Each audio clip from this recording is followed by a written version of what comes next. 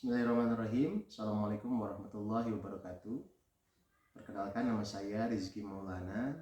Saya merupakan mahasiswa pada program Profesi Guru tahun 2025 Kementerian Agama Republik Indonesia dengan nomor induk mahasiswa yaitu 21124074 pada Universitas Islam Negeri Syekh Muhammad Jamil Jambek, Bukit Tinggi.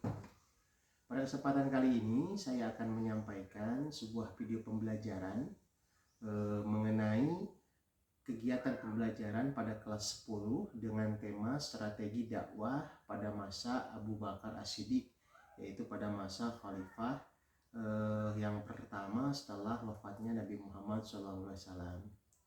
Mohon maaf sebesarnya apabila dalam penyampaian video pembelajaran tersebut terdapat kekurangan dan kesalahan. Mohon untuk dimaafkan. Selamat menyaksikan. Terima kasih atas perhatiannya. Wassalamualaikum warahmatullahi wabarakatuh. Assalamualaikum.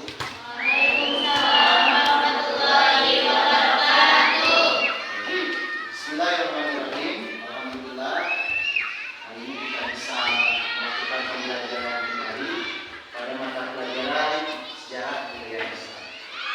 Saya harap kita semua ada dalam lindungan Allah Subhanahu wa Ta'ala. Sebelum kita memulai pembelajaran, silakan dipimpin doanya oleh Bapak Ibu.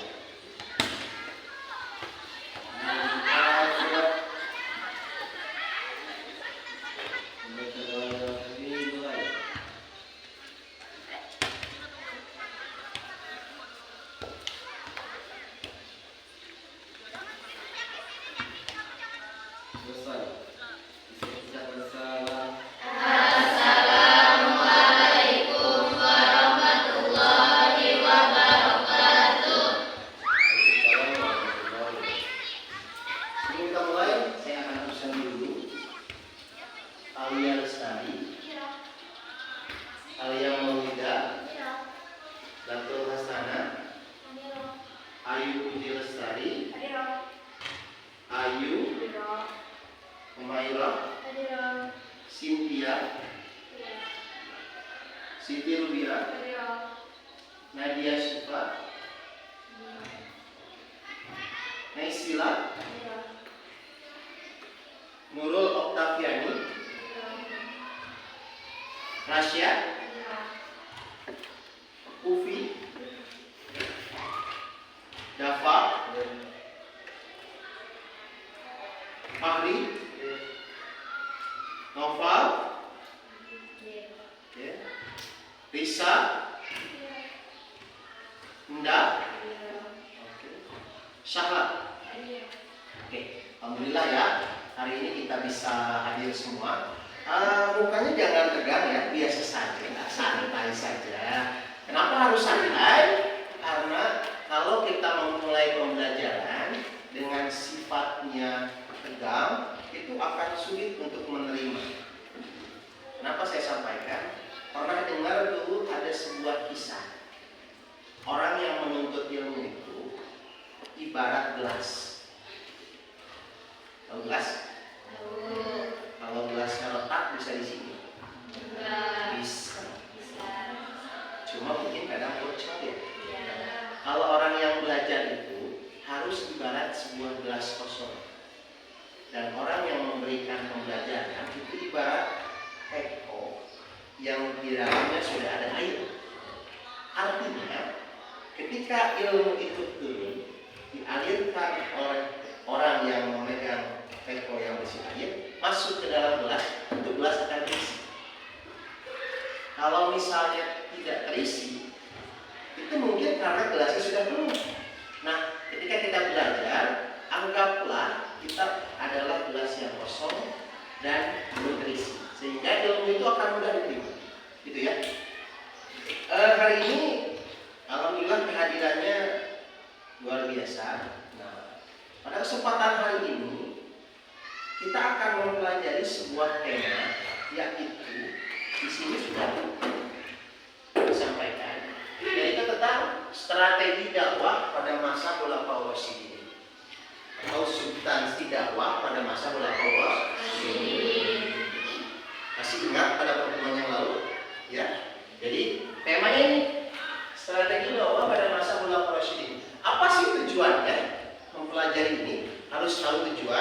Tujuannya adalah yang pertama, kita bisa mengetahui hal-hal yang terjadi pada masa Khulafaur Rasyidin. Itu yang jelas harus tahu.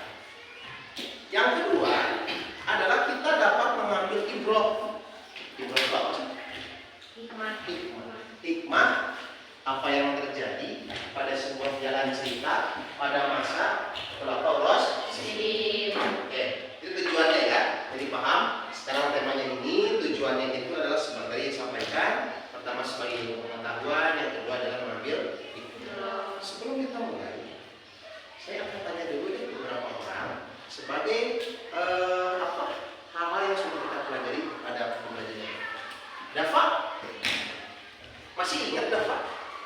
Khulafaur Rasyidin? Apa Khulafaur Rasyidin itu Dafa?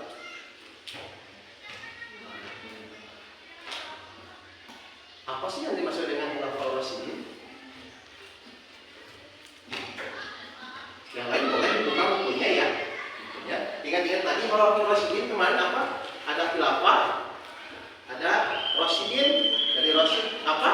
Bisa dapat? Ayo, masih ingat?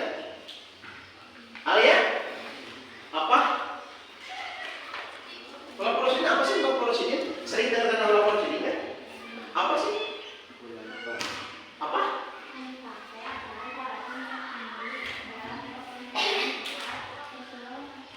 Jabatan tertinggi kepemimpinan pada masa. Boleh kita tarik kesimpulan bahwa Khulafaur Rasyidin ini adalah jabatan tertinggi pada masa Rasulullah SAW wafat, kemudian digantikan oleh para Khulafaur Rasyidin. Artinya orang-orang yang memiliki kemampuan manajerial dalam bidang hukum, militer dan sebagainya. Dan orang ini paham terhadap agama Islam, aturan Islam, Khulafaur Rasyidin. Itu ya, itu pada minggu yang lalu. Nah hari ini apa sih yang akan kita pelajari? Kalau kita mengenal Mas Khulafaur Rasyidin, yang jelas di pikiran kita bahwa Khulafaur Rasyidin itu ada berapa? 4. Pertama apa? Abu Bakar As-Siddiq. 2. Umar bin Khattab. 3. Utsman bin Affan. 5. Cuma ada 4. Kalau kelas 11 itu ada tambahannya. Setelah Khulafaur Rasyidin turun lagi ke dinasti apa? Umayyah. Kemudian turun lagi ke dinasti apa? Turun lagi ke apa? Terus lagi apa? Al-Ayyubiyah. Semuanya pakai dia. Oke, nah kita fokus hari ini pada masa Khulafaur Rasyidin ini adalah pada ini, pada masa Abu Bakar As-Siddiq. Saya akan kasih waktu kamu 1 menit. Silahkan dibuka buku paketnya, halaman 70. Di sana ada pada masa Abu Bakar As-Siddiq. Kita literasi dulu, kita baca dulu yang kemarin pada masa Abu Bakar As-Siddiq. 1 menit cukup nggak? Cukup ya? Kalau 1 menit sampai 2 menit silahkan dibaca. Nanti kita akan cari apa sih yang terjadi atau apa sih yang dilakukan oleh Abu Bakar As-Siddiq. 1 menit ya.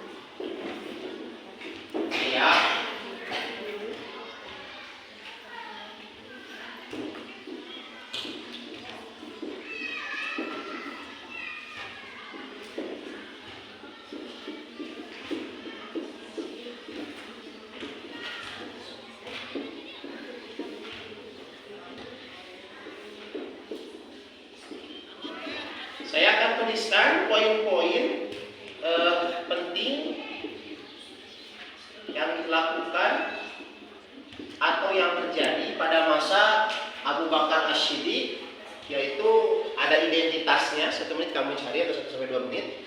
Identitasnya siapa sih? Identitas itu biografinya ya. Kemudian kepribadiannya, kemudian perjalanan masuk Islamnya, kemudian kedekatannya dengan Rasulullah, kemudian ada julukan. Oke, selanjutnya ada 6 pengangkatan sebagai khalifah, dan 7 masa kepemimpinan. Masa kepemimpinan ya, ada 7 poin. Ada 7 poin yang akan kita coba bahas dulu. Pertama, di sini ada identitas, artinya biografi yang ada pada masa Abu Bakar As-Siddiq, kemudian kepribadiannya apa, kemudian perjalanannya masuk Islamnya bagaimana, kedekatannya bagaimana, julukannya bagaimana, pengangkatan khalifahnya bagaimana, kemudian masa kepemimpinannya. Kita mulai dari 7 hal. Oke ya, selesai ya? Sudah selesai? Sudah? Literasinya sudah selesai. Literasinya sudah selesai. Nah, hari ini ketika tadi saya menyampaikan Anda untuk mencoba mencari informasi, maka hari ini masih sudah ada di pikiran. Kita mulai dari yang pertama. Jadi Anda tadi studi dulu, buka dulu buku, Anda literasi, Anda baca. Ya. Kita mulai yang pertama di sini, identitas. Oke, identitas itu apa sih? Setiap orang punya identitas kan? Ya. Kalau kamu identitasnya apa? Sebagai apa? Ada suka didengar identitas Pancasila, ya. Identitas sebagai Muslim yang taat. Identitas pribadi, ada identitas pribadi. Kalau identitas pribadi hampir mirip dengan apa? Biodata. Kalau Indonesia legal identitas itu apa? K, T. Nah, itu tanda. Ada apa aja di sana? Nama jelas nggak? Ini. Nama, lahir, status, tentang lahir. Kita mulai dari identitas. Oke, Lisa. Coba dari tadi yang kamu baca, ada nggak hal yang berkaitan dengan identitas Abu Bakar As-Siddiq? Ada nggak? Ada nggak? Ada. Apa? Julukannya apa? As-Siddiq yang membenarkan. Oke, di sini ada julukannya adalah As-Siddiq, artinya yang membenarkan. Luar biasa. Oke, nggak bisa ya? Berarti diteraskan berhasil. Adalah As-Siddiq yang membenarkan. Selain As-Siddiq, ada lagi nggak? Ada lagi tidak? Oh? Tempat tanggal lahir. Oke, di Jazirah Arab. Kira-kira hafal nggak dengan tanggal lahirnya? Bisa? Atau tahun lahirnya? Berapa?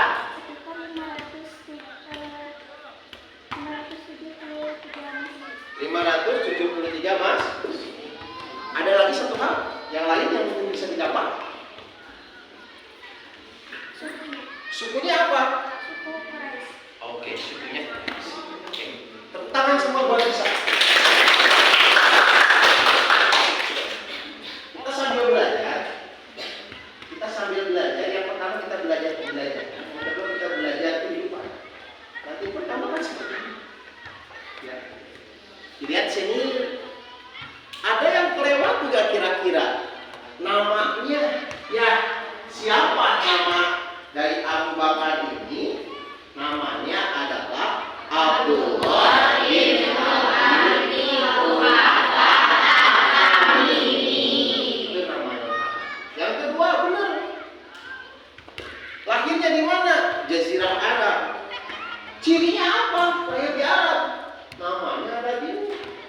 Coba cek orang Indonesia jarang yang ada di Indonesia. Kemudian tahunnya berapa? 573 Masehi. Pertanyaannya, ada nggak orang yang hafal sampai tanggal ini? Mungkin ada, mungkin tidak. Selanjutnya, sukunya apa? Sukunya kurang. Artinya, secara identitas, Abu Bakar ini adalah orang yang merupakan keturunan orang-orang terhormat. Sehingga Abu Bakar ini mendapatkan julukan yaitu Asy-Siddiq, artinya yang membenarkan. Kenapa membenarkan? Sebab pada masa itu apa? Membenarkan peristiwa dan kenabian Rasulullah. Sekarang sampai sini paham? Kamu tulis ya yang pentingnya. Kemudian sekarang kepribadian. Setiap orang punya identitas. Tiap orang punya kepribadian. Yang nggak boleh itu kepribadiannya ganda. Betul nggak? Dan yang punya kepribadian berbahaya. Oke? Dah, kira-kira apa dah kepribadiannya dah? Sederhana. Ke situ siap? Sederhana. Selanjutnya, jujur dan amanah. Lanjut. Lembut dan penuh kasih. Lanjut. Ada lagi? Tegas dalam prinsip. Oke, ada berapa nih? 1, 2, 3. Sekarang kita analogikan. Kalau tadi Abu Bakar itu seperti itu, pertanyaannya, kita sudah seperti ini. Yang pertama, dijelaskan di sini bahwa sifat Abu Bakar itu sederhana, tidak neko-neko, walaupun orang terhormat. Bandingkan dengan keadaan sekarang, orang terhormat biasanya gimana? Abu Bakar nggak pernah sombong. Kalau ketemu sama anak kecil, Abu Bakar menyapa. Kalau sama orang tua, Abu Bakar juga menyapa. Kalau kita ketemu anak kecil, biasanya suka menyapa. Cuma bahasanya, ya.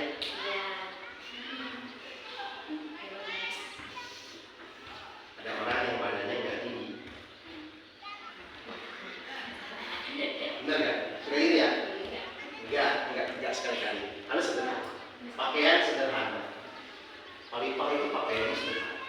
Gaya hidupnya sederhana. Kita punya duit.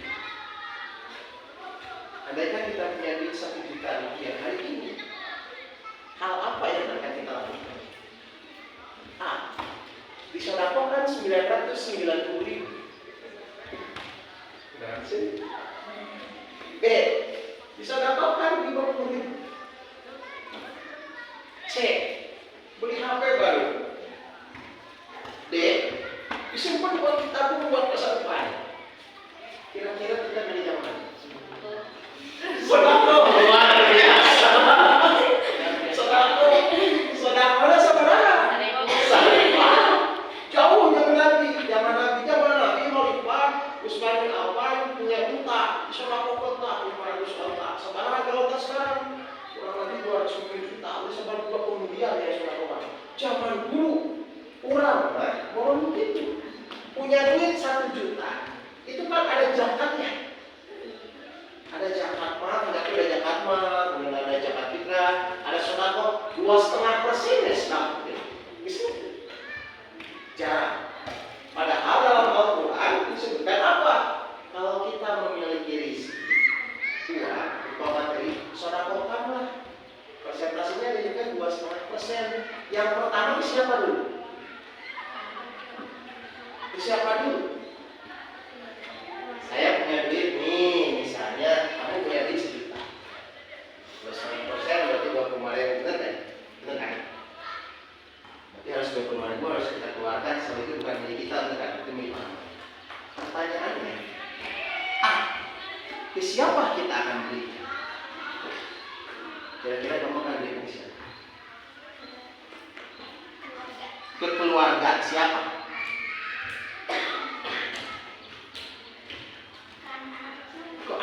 kecil. Oke.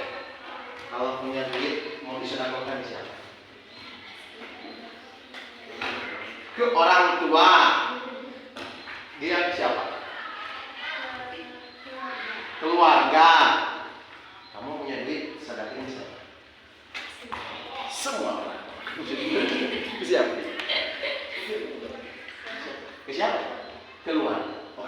Yang paling benar aturannya, misalnya ada orang fakir miskin, ada anak yatim. Ke siapa sih yang pertama? Orang tua. Ya, bapak sama ibu kita kasih.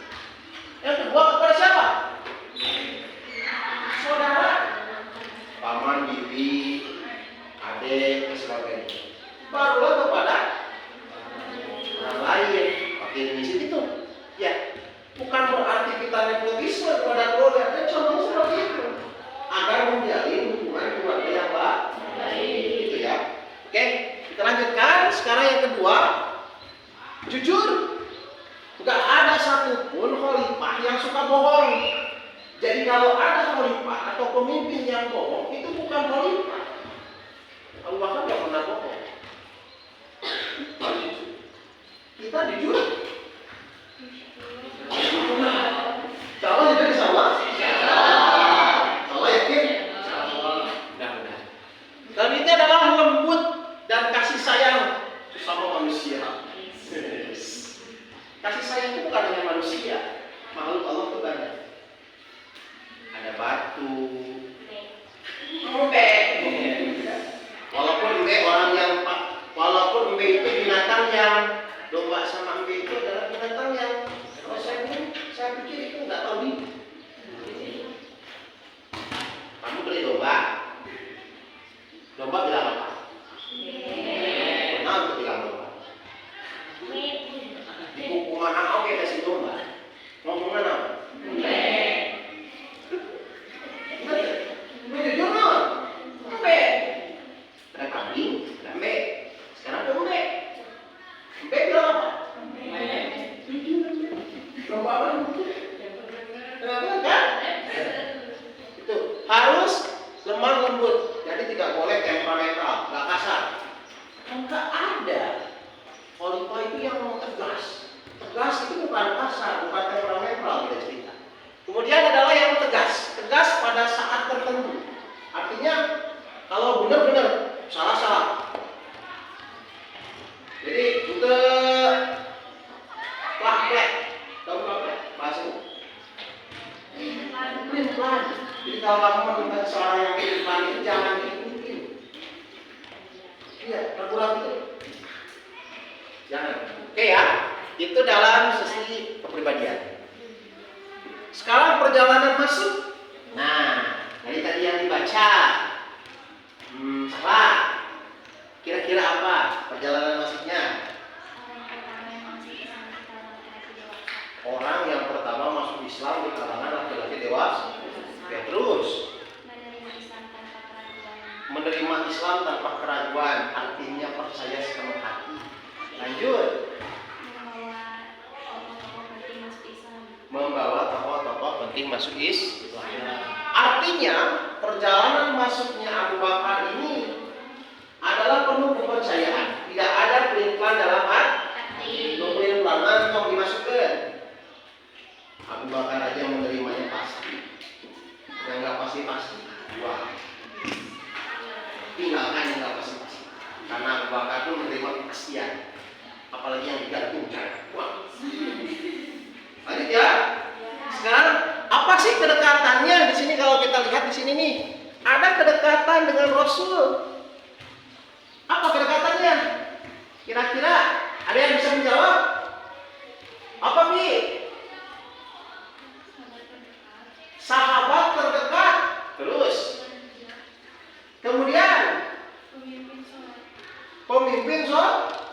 Dan dengerin, ketika Abu Bakar ini ternyata Abu Bakar gak semata-mata diangkat jadi sahabat kalau dia ilmunya kurang, ilmunya harus ada.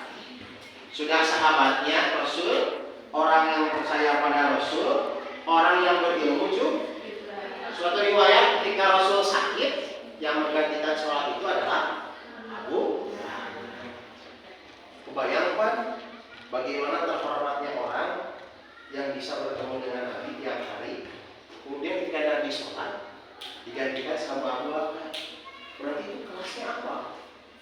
Orang terhormat. Kelasnya tinggi. Kita mah nggak pernah ketemu dengan Rasul kan? Tapi percaya dengan Rasul. Keimanan orang-orang zaman dulu itu memang sangat luar biasa. Kenapa? Dia bertemu dengan Nabi tiap hari. Tapi kita yang di akhir zaman, saya pikir lebih luar biasa. Kenapa? Kita percaya, kita nggak ketemu. Kenapa? Kamu menemukan emas. Emas kelihatan bahagia. Tapi kalau kamu melihat emas dalam imajinasi kamu, bahagia. Biasa-biasa aja ya. Kenapa? Karena nggak dipegang, nggak bisa, digapai nggak bisa, seperti menggapai sesuatu yang jauh dan memberikan harapan palsu. Ya. Selanjutnya, kalau tadi sudah ada, nah ini julukan. Ada nggak di sini yang bisa menyebutkan julukan Abu Bakar? Oke, ada. Julukannya apa? Abu Bakar As-Siddiq. Kenapa As-Siddiq? Karena yang membenarkan jelas. Oke, sudah terpecahkan nih. Jadi ini kita punya masalah tadi nih tentang ternyata kita udah dapat pecahkan setelah kita mulai mengadopsi. Sekarang apa? Bagaimana Khalifah Abu Bakar ini diangkat? Ada yang bisa mencoba menerangkan atau menyampaikan bagaimana Abu Bakar diangkat? Ada? Angkat tangannya. Kalau ada yang bisa, luar biasa. Oke, siapa? Ada? Ada nggak? Yang bisa mengangkat siapa ya? Oke, apa?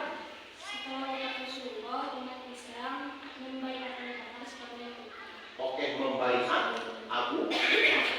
Siapa yang membaiat? Sahabat. Kemudian apa?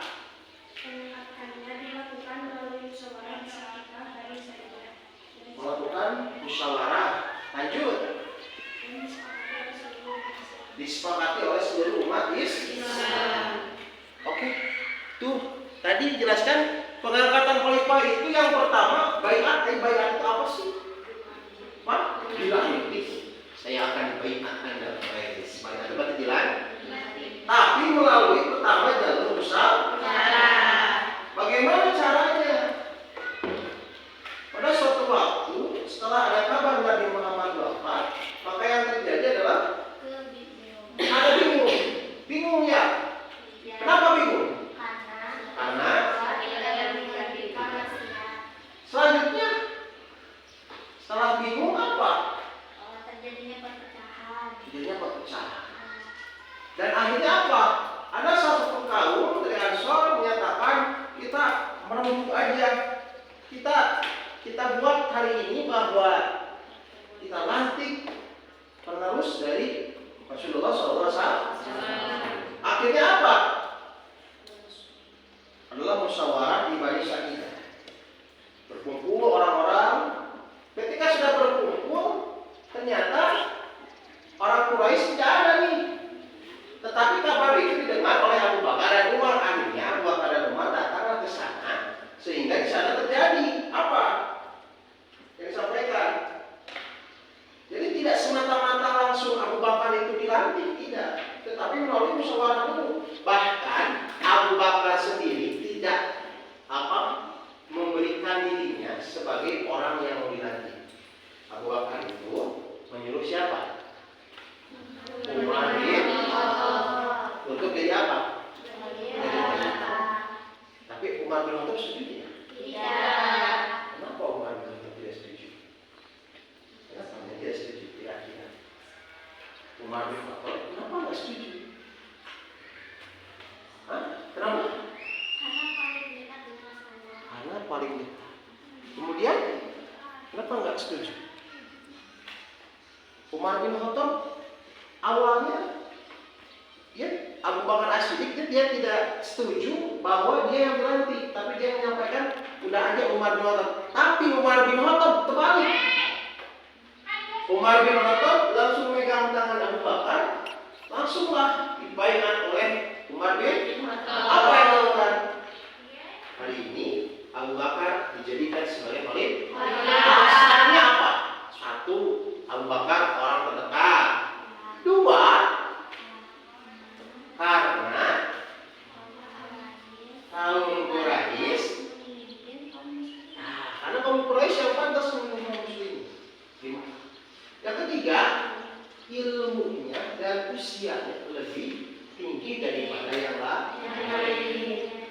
Akhirnya beliau menerima pada saat itu, dan esoknya barulah ada baiat umum. Artinya di baiat umum disampaikan kepada orang-orang bahwa pengganti Rasulullah adalah Abu Bakar. Sampai situ paham? Kita baru belajar biografinya. Nah, ada pertanyaan tidak sampai sini? Ada pertanyaan? Ada? Paham semua? Oke, kita lanjutkan. Selanjutnya adalah apa yang dilakukan atau apa strategi yang dilakukan ketika Abu Bakar ini sudah menjadi khalifah. Nah, ini apa yang dilakukan oleh Abu Bakar sebagai khalifah? Jadi ketika Abu Bakar sudah menjadi khalifah, apa yang dilakukan oleh Abu Bakar? Jadi apa? Ada yang tahu? Apa Bi? Kebijakan penting. Satu, membuat kebijakan penting. Selanjutnya ada lagi. Selanjutnya setelah itu ada lagi? Ada? Ada lagi? Oke. Mengumpulkan apa? Mengumpulkan Al-Quran. Oke. Selanjutnya menjaga kesatuan dan persatuan.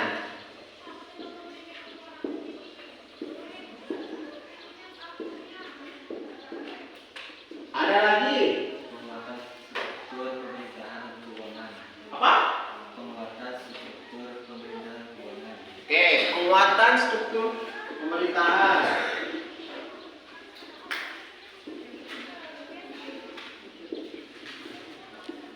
Nah, di sini biasanya suka ada nanti hal-hal yang paling penting. Oke, kita mulai dari yang pertama. Ada bisa yang menjelaskan apa kebijakan penting yang dilakukan oleh Abu Bakar? Apa? Salah satunya memerangi kaum murtad dan penolak zakat. Kaum murtad dan penolak zakat. Kata kuncinya ada dua. Murtad.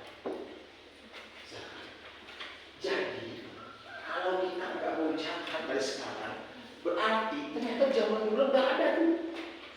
Berarti mungkin kita tuh mengadopsi dia. Mungkin jalan hidup orang yang menolak zakat itu hampir sama dengan jalan orang yang menolak zakat pada masa Abu Bakar. Jadi di sini ada nih, pertama, ini adalah penumpasan ya, penumpasan orang murtad. Kemudian menolak zakat. Tadi sampaikan kalau penolak zakat itu artinya dia tidak mau zakat. Yang kedua apa?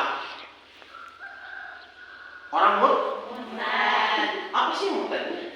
Keluar dari Islam. Keluar dari Islam. Pada zaman Abu Bakar As-Siddiq ini banyak sekali nabi palsu di sini. Nabi palsu. Kita ada nggak nabi palsu di Islam? Ada. Ada, contohnya siapa? Tahu Lia Eden?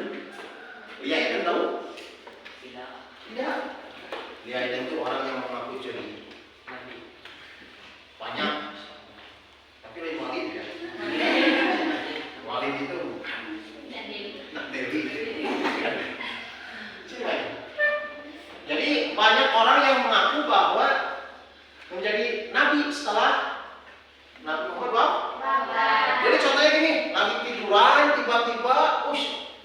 datang ke pikirannya, saya akan jadi. Langsung sampaikan, teman-teman semua, warga Mekah, warga Madinah, saya ini adalah mendapatkan wahyu. Padahal yang membisikkan siapa? Setan. Itu setan. Kemudian ada apa lagi? Selain penumpasan nabi palsu, ada lagi tidak? Kira-kira di sini ini lihat mengumpulkan Al-Qur'an. Mulailah, jadi awal mula pengumpulan itu pada masa Abu Bakar, tetapi belum menjadi mushaf. Artinya kodifikasi. Pernah bertanya seperti ini? Al-Qur'an itu ayat yang pertama surat Al-Alaq. Tapi kenapa Al-Alaq disimpannya juga di awal? Benar ya? Kok disimpannya di akhir tapi mau ke akhir? Sedangkan ayat yang terakhir surat bukan surat Al-Maidah ya. Tapi disimpannya di tengah apa di akhir? Kenapa seperti itu? Itulah namanya kodifikasi. Jadi kodifikasi itu pertama zaman Al-Quran itu pada Abu Bakar, tapi disempurnakan jadi kitab pada masa Utsman. Segitu ya. Selanjutnya adalah menjaga kesatuan dan persatuan. Karena banyak nabi palsu, jadi banyak yang diserang. Belum salah. Silakan kata.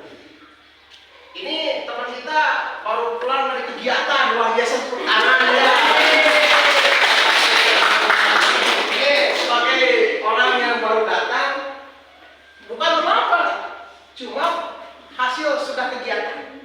Kegiatan apa? OSIS ya. Tapi masih bisa menyempurnakan ini masuk gitu.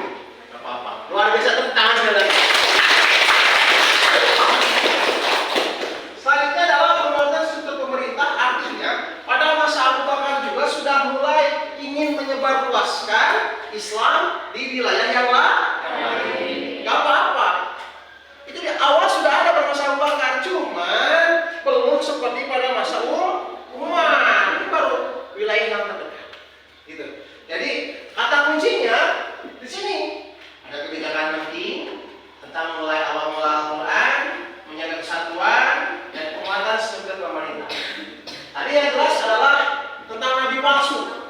Ya, mungkin kamu nanti bisa mengikuti jejak-jejak ya teman kita yang luar biasa tentang sekali lagi. Itu saja yang dapat saya sampaikan materinya. Sebelum kita tutup, ada yang bertanya? Satu orang atau beberapa orang yang boleh bertanya tentang tadi yang disampaikan. Oke, boleh? Apa pertanyaannya? Apa yang melatar belakangi terjadinya adanya nabi palsu? Apa yang melatar belakangi terjadinya? Nabi palsu. Selanjutnya ada lagi? Ada lagi yang lain mungkin? Apa? Gimana cara menghilangkan nabi palsu? Bagaimana cara Bakar menghilangkan nabi palsu ya? Ya, menghilangkan. Satu lagi terakhir. Boleh? Ini tadi tentang nabi palsu. Berarti apa alasannya? Cara ngilanginnya?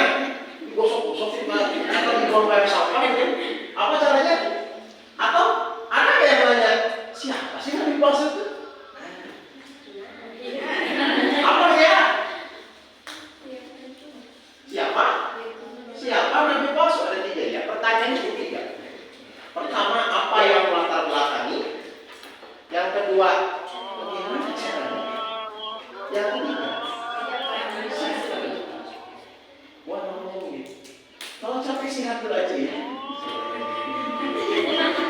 Ini teman kita udah capek kegiatan. Apa yang dimaksud? Yang pertama adalah gangguan dari setan. Jelas, setan membisikin. Gangguan jiwa. Tiba-tiba lagi tidur, tahu saya memberikan uang kepada orang lain. Dosen.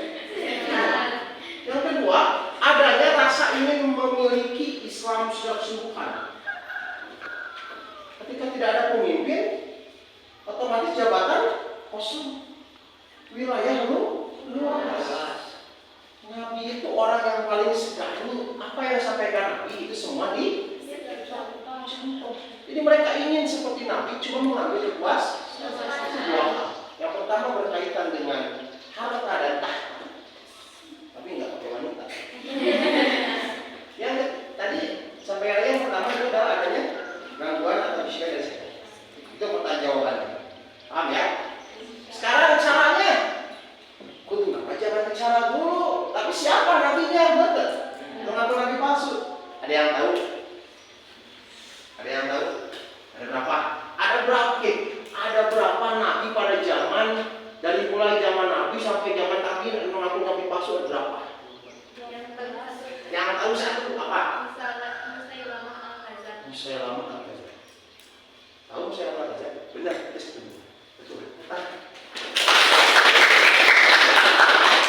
Tahu? Ada lagi? Pak, tadi yang saya baca di buku cuma satu. Sedangkan ternyata yang disebutkan dalam sejarah ada berapa? Ada 7. Cuma pada masa Abu Bakar dan Nabi itu ada 4. Satu Al-Aswad Al-Ansi.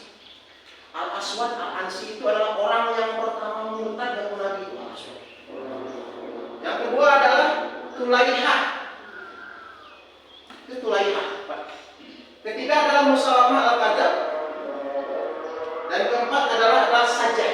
Musailamah itu suaminya, Sajjah itu istrinya. Dua-duanya yang lagi. Cuma Musailamah dibunuh, tetapi Sajjah kembali jadi Islam lagi.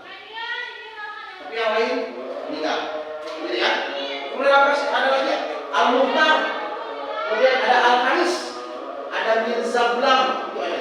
Tapi yang harus kita ingat pada masa Abu Bakar ini adalah Musailamah dan Sajjah. Itu suami istri kan. Oke, itu ya jawabannya. Di akhir sebelum kita tutup sebagai penutupan terakhir, saya akan ambil kesimpulan dari kisah itu. Yang pertama, jangan ngaku nabi. Itu nggak boleh, murtad, jelas. Yang kedua, harus punya sikap menanggung. Oke? Yang ketiga, cintai ilmu pengetahuan. Keempat, rajin-rajin melakukan kegiatan-kegiatan penting. Saya contohkan kayak tadi itu kegiatan masih penting. Ya. Selanjutnya apa lagi? Banyak-banyak beribadah agar memiliki wawasan yang luas. Itu saja untuk pertemuan kita hari ini. Kita tutup pembelajaran hari ini yang membacakan hamdalah bersama-sama. Alhamdulillahirabbil alamin. Pertemuan yang akan datang berarti kita akan disebut Umar bin Khattab. Kita tutup tadi sudah kita ikut tepuk tangan buat bersama. Assalamualaikum warahmatullahi wabarakatuh.